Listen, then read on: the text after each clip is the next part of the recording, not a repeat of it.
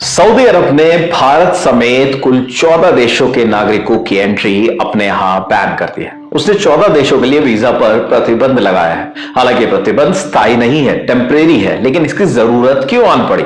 Saudi अरब के crown Prince Mohammad बिन सलमान को ऐसे आदेश क्यों देने पड़े और इसका क्या असर पड़ने वाला है? आइए ऐसे सभी सवालों के जवाब जानते हैं। 7 अप्रैल 2025 को बहुत से मीडिया हाउसेज ने यह खबर चलाई। इसमें वीजा बैन करने की वजह बताई गई हज के दौरान जमा होने वाली अतिरिक्त भीड़। दरअसल हर साल लाखों लोग हज करने सऊदी अरब के मक्का शहर जाते हैं। पिछले साल यानी 2024 में करीब 18 लाख यात्री हज करने गए। इसमें से लगभग 16 लाख विदेशों से आए थे।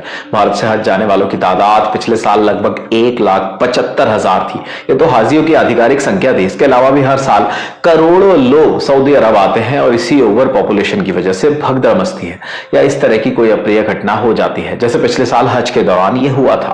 पिछले साल हज की तारीख जून महीने में पड़ी थी। उस समय सऊदी अरब समेत दुनिया के कई हिस्सों में भीषण गर्मी पड़ रही थी। सऊदी अरब तो वैसे ही गर्म रहता है। इसी वजह से हज के दौरान गर्मी की वजह से लगभग 1300 हाजियों की मौत हो गई थी। कईयों की गर्मी की वजह से दिल का दौरा पड़ा था। मीडिया रिपोर्ट्स कहती हैं कि इनमें से कई हाजी अनरजिस्टर्ड थे। ऐसी अनहोनी फिर से ना हो, केवल रजिस्टर्ड लोग ही हज करने आए। इसी वजह से सऊदी अरब की सरकार ने 14 देशों के लिए वीजा अस्थायी तौर पर रोका है। यह बैन हज के बाद फिर से हट जाएगा। सऊदी अरब ने जिन देशों पर बैन लगाया है उनमें भारत, पाकिस्तान, बांग्लादेश, मिस्र, Indonesia, Iraq, Nigeria, Jordan, Algeria, Sudan, Ethiopia, Tunisia और यमन जैसे देश शामिल हैं। एक और जरूरी बात, सऊदी अरब सरकार ने 16 भाषाओं में एक डिजिटल हज और उम्रा गाइड भी जारी है। इसका पालन ना करने पर सजा का प्रावधान है।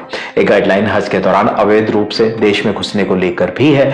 इसमें लिखा गया है कि अवैध रूप से किसी भी व्यक्ति को सऊदी अरब में प्रवेश पर 5 साल का प्रतिबंध और लगभग 2,28,000 रुपए का जुर्माना भुगतना पड़ेगा। अब चलते चलते आपको हज के बारे में भी बता देते हैं। इस्लाम में मुसलमानों को 5 बातों पर यकीन करना और उस पर अमल करना लाजमी होता है। इसे इस्लाम के 5 फर्ज भी कहते हैं। आम भाषा में इसे इस्लाम के 5 स्तंभ भी कहते हैं। कौन कौन से हैं ये स्तंभ? पहला, एक ईश्वर पर यकीन करना और पैगंबर मोहम्मद को ईशदूत मानना। दूसरा, नमाज कायम करना। तीसरा, ज़कात यानी दान देना। चौथा, रोजे रखना। और 5वां, हज करना। इस्लाम धर्म की मान्यताओं के अनुसार शारीरिक और आर्थिक रूप से सक्षम हर मुसलमान को अपनी जिंदगी में कम से कम एक बार इस फर्ज को निभाने का हुक्म है। इसमें हज करने वाले व्यक्ति को सऊदी अरब के मक्का शहर जाना होता है।